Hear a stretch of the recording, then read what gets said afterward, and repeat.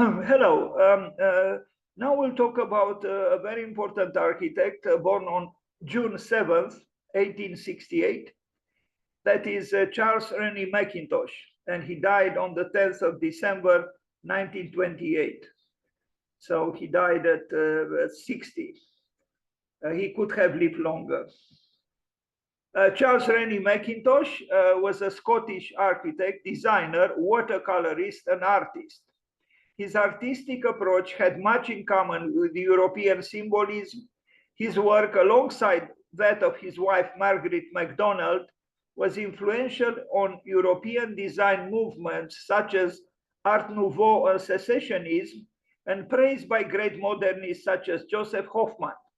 Mackintosh was born in Glasgow and died in London. He is among the most important figures of modern style, British Art Nouveau style. Around 1892, Mackintosh met fellow artist Margaret MacDonald at the Glasgow School of Art. He and fellow student Herbert McNair, also an apprentice at Honeymoon and Keppie, were introduced to Margaret and her sister Frances MacDonald by the head of the Glasgow School of Art, Francis Henry Newberry, who saw similarities in their work. Margaret and Charles married on the 22nd of August, 1900. The couple had no children. McNair and Francis also married the previous year. The group worked collaboratively and came to be known as the Four, and were prominent figures in Glasgow style art and design.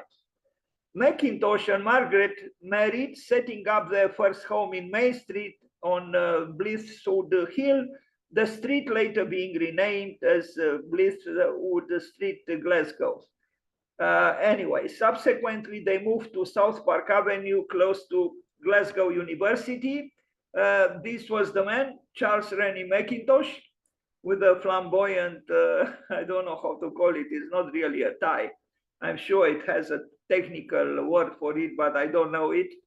A very interesting man, and a very interesting artist, and a very interesting designer, and a very interesting architect. Charles Mackintosh, apparently, I know there was a problem with his name, but I think here I misspelled between C and I guess had to be a K, not a J. And actually on the keyboard, I see the J is left to the K. So sorry about that mistake. Him and his wife, Margaret MacDonald, here they are.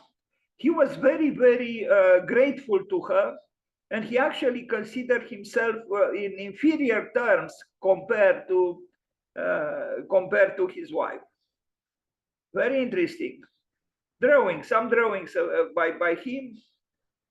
This was for the Lincoln Cathedral, which was, he didn't win the competition, and you know, it was probably a disappointing affair. Chairs, as you know, Charles Rennie Mackintosh created some very unique and very publicized and known pieces of sitting, you know, these thrones, because they are not really chairs, they are thrones. Some are chairs, others are thrones.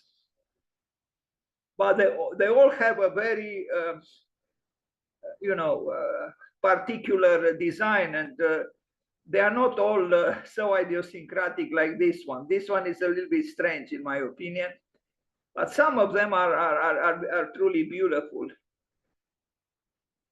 Charles Rennie Mackintosh.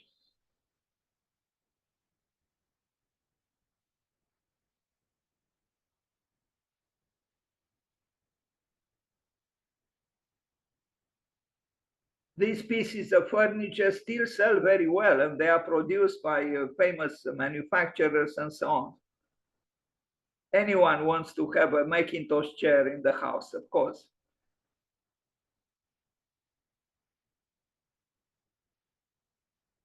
As you can see, the details of the pieces of furniture are exquisitely done, and there are also, you know, moments of aesthetical capriciousness, but all in all, we are dealing here with a major force in design and in architecture, and in art as well. How many architects also paint flowers as he did? That's the reason I named my presentation Architecture and Flowers, because it's rather unique. Architects, in a way, work against flowers, but not him.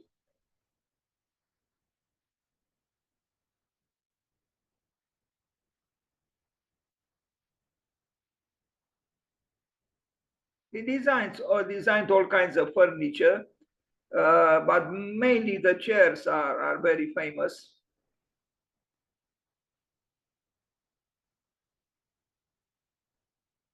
This is a very famous work, and we are going to see it in detail, the Willow Tea Room, renderings, drawings, studies, ornamental work. Now, this one, I don't know for sure if it was done by him or his wife.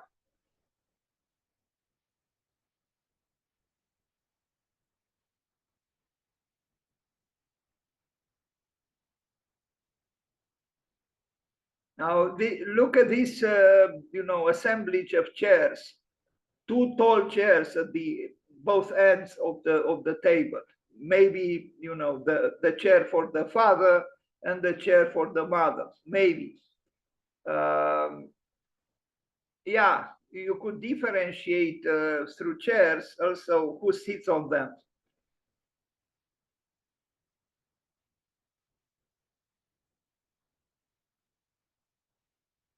Unafraid of fluidities, graphic in this case. And he didn't have the technologies we have. No, it was all done manually, as you know, as you imagine. Now, the Willow Tea Room in Glasgow, we already saw some images of it.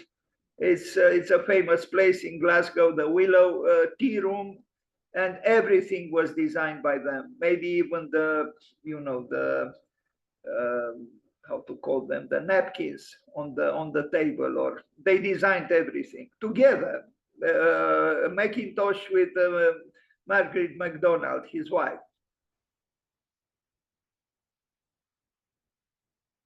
The rugs, everything, they designed everything. So it's a total work of art, so to speak. Now, the Queen's Cross Church in Glasgow, a little bit darkened probably by the weather there. We'll see one even more darkened.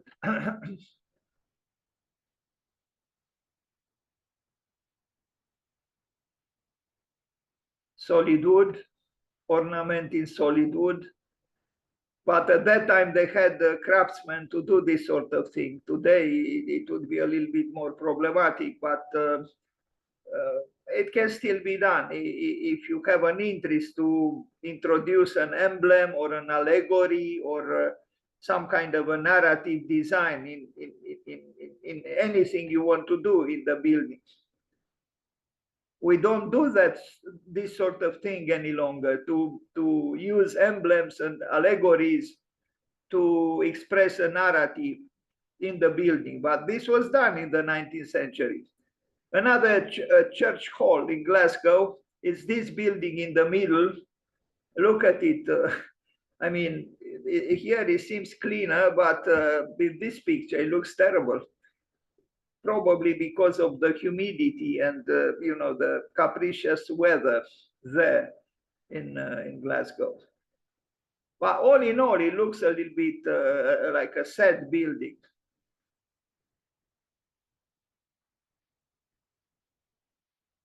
I imagine, I am just thinking aloud, but I imagine Mackintosh had a dark side.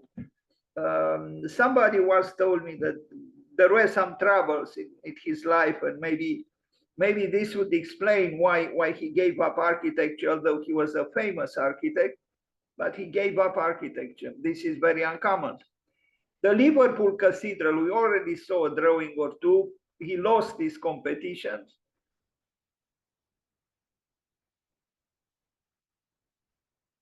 The level of formal invention or of modernity here is low, but still would have been a great building. I don't know who built it. actually, and who won the competition. But Rennie Mackintosh lost it. Now, this is from 1898 International Exhibition design. He did this, but I don't think it was built, this work. The ideal house that he designed in 1899, 1900, and never built. Hill House, Helensburgh. The National Trust for Scotland plans to build a huge transparent cage around the Charles Rennie Mackintosh designed Hill House. Don't know if this is not actually the ideal house. Anyway, the Hill House was built. House sandstone structure is dissolving. The property was built as a home for the future. Yes, actually it was built, but it was deteriorating, and that National Trust in Scotland wanted to protect it. The property was built as a home for the future by Mackintosh between 1902 and 1904, but his choice of the new material, Portland cement, for the render led to problems that it has allowed water to soak in from the day it was first applied. And this is the building.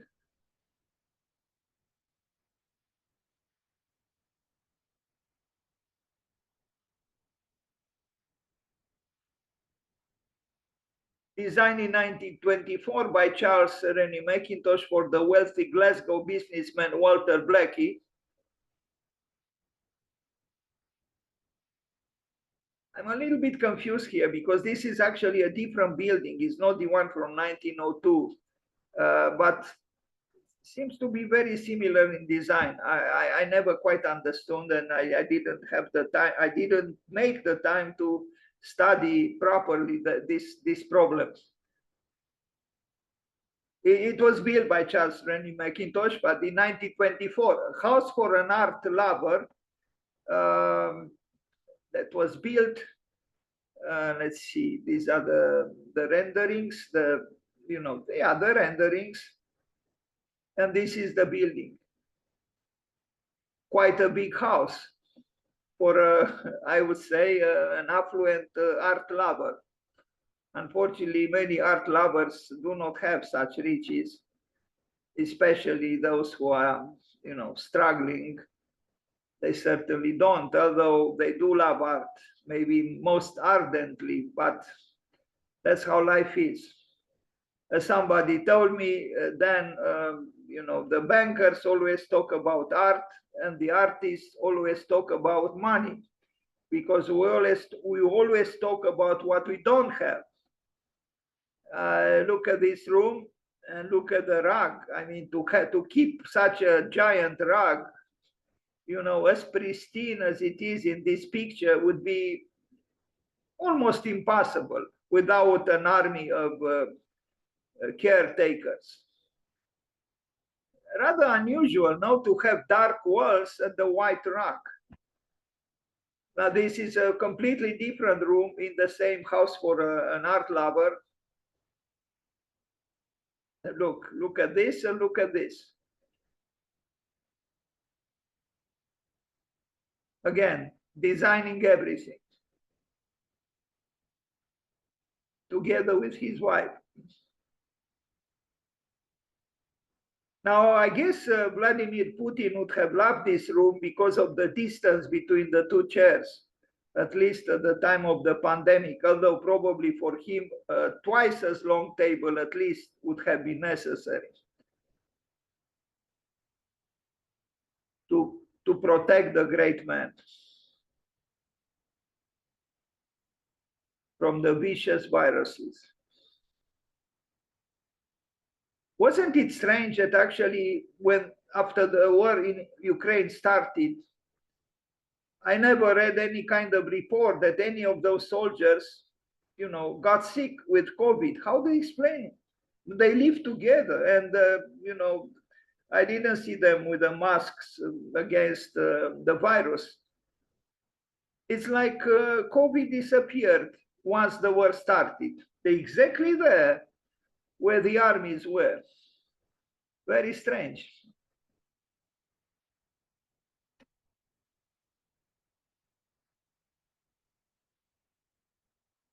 So this is the house for the art lover. Still, Glasgow School of Art. This is his most well-known architectural work and quite famous. Unfortunately, it was confronted with fires twice, if I remember correctly, but still a very, very impressive and important building for the history of architecture.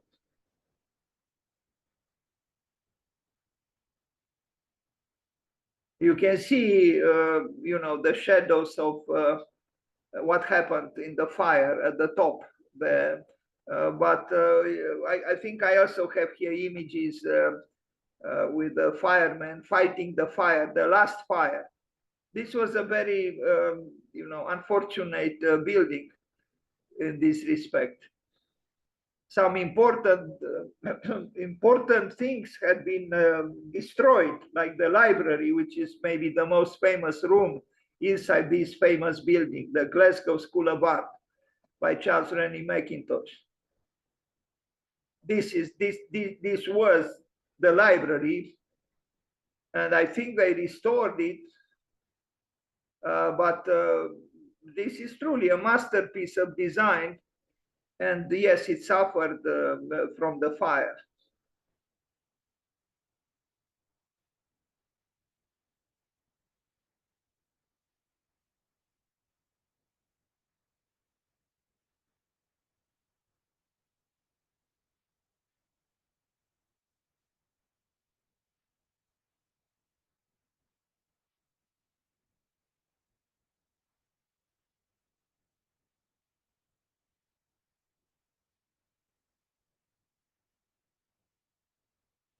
The building is symmetrical, but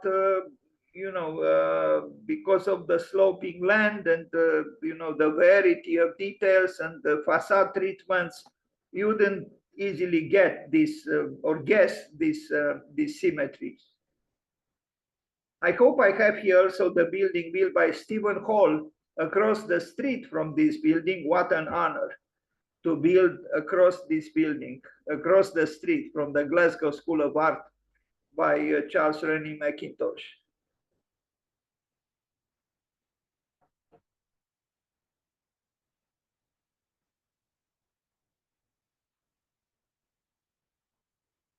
Rather strange that the south elevation is, with very few windows and very small. But it's not so strange when you think about the fact that it's a school of art. The light was supposed to come on the northern elevation, because the ateliers, the studios needed kind of a neutral light without sunlight. So this is the northern elevation with the large windows.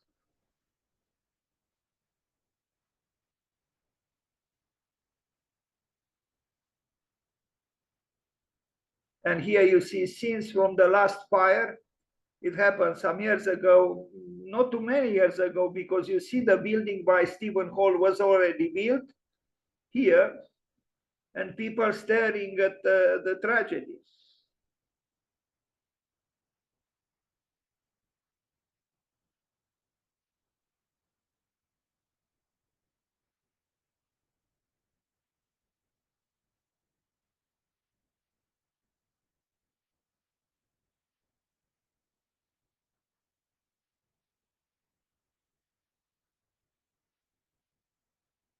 Terrible.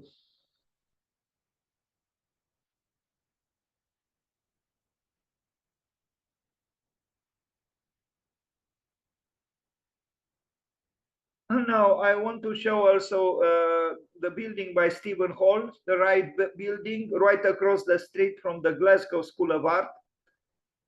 And you see, Stephen Hall was not afraid to or shy to express his architecture in a very valuable architectural context. And, here we have harmony through contrast. But we have a dialogue between the building by Mackintosh and the building by Stephen Hall. On the left is the building by Mackintosh. On the right is the building by Stephen Hall. And you see here these arrows communicate a desire from Stephen Hall to connect with the building by Mackintosh, but also with the sun, the apparent trajectory of the sun on the sky, and other things. So it's a building which refuses to be object-like and not to communicate with what is outside of it.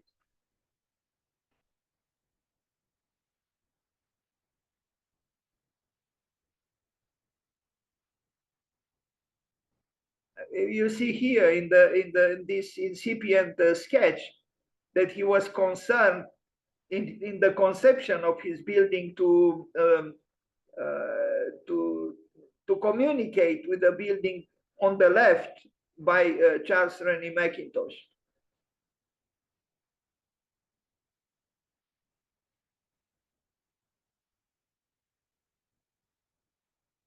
You see complementary contrast.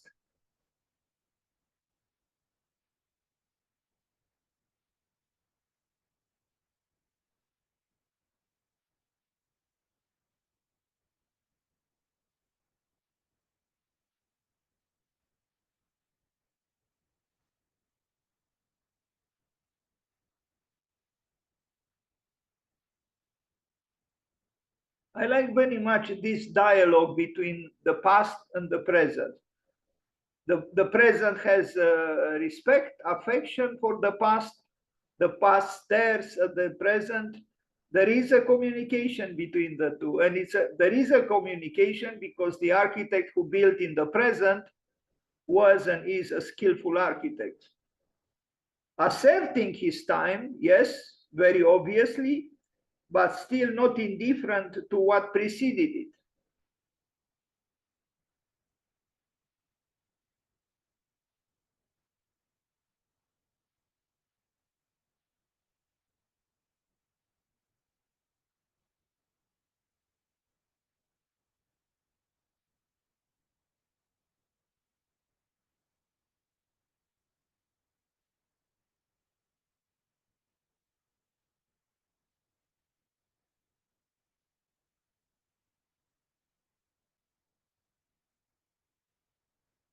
This is how Stephen Hall works. He does himself a lot of watercolors. He studies the conceptualization of the projects through watercolors with notations like you see here.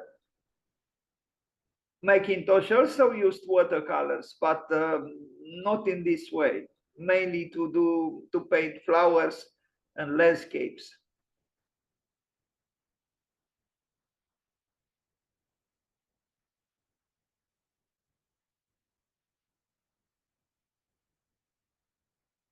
So you see, this is dated in June 2009. Not indifferent also to the, the light, the incidence of the light that touches the elevation, at the summer solstice and at the winter solstice.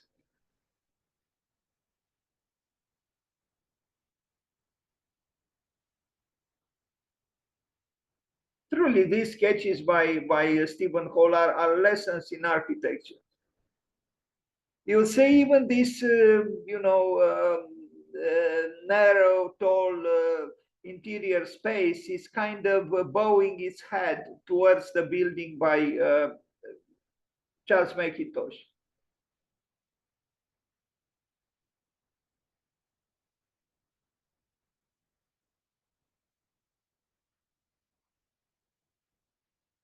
Two excellent architects face to face.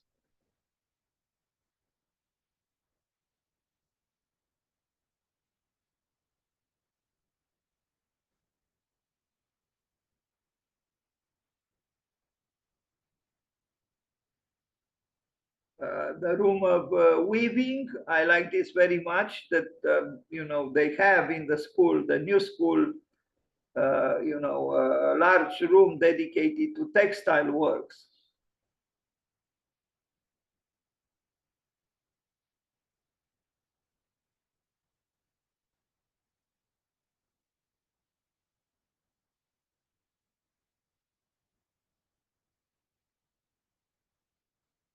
And here is Stephen Hall with, I don't know who that is, Sherlock Holmes, maybe. Hello, Mr. Hall.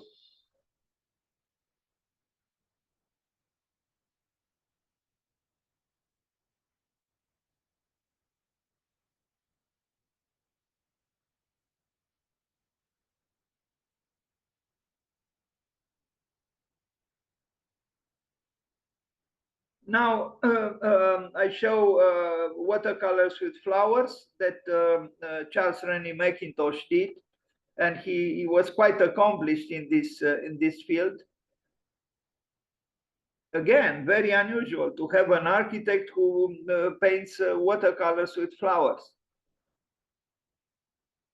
They are a little bit decorative and a little bit, you know, almost didactic, but they are beautiful and show a great sensitivity towards something that often architects are not so sensitive towards, I would say. Very well drawn. I mean, very meticulous drawings, and then you know, colored to animate the drawing in this way as well. Charles Rennie Mackintosh. I painted watercolors with flowers too, and I'll show some here after I show the ones by Charles Rennie Mackintosh, but very differently. Although I painted them on Scott family napkins, the least expensive paper. I call the whole series Fragility at Power 3. The medium was fragile, watercolor. The paper was fragile, napkin, and the subject matter was fragile, flowers. So you see here watercolors with flowers that I did on Scott family napkins. I was in the United States when I made them, and you can see the wrinkles of the paper. I had a certain technique that I used in order to, you know, preserve these qualities, almost like a silk, the most banal and prosaic paper.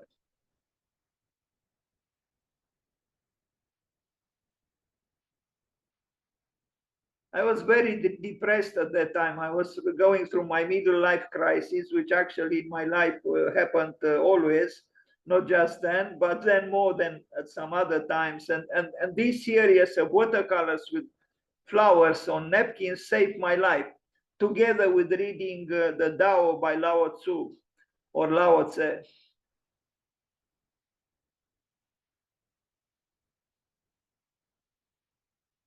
Believe me, I painted probably close to 1,000.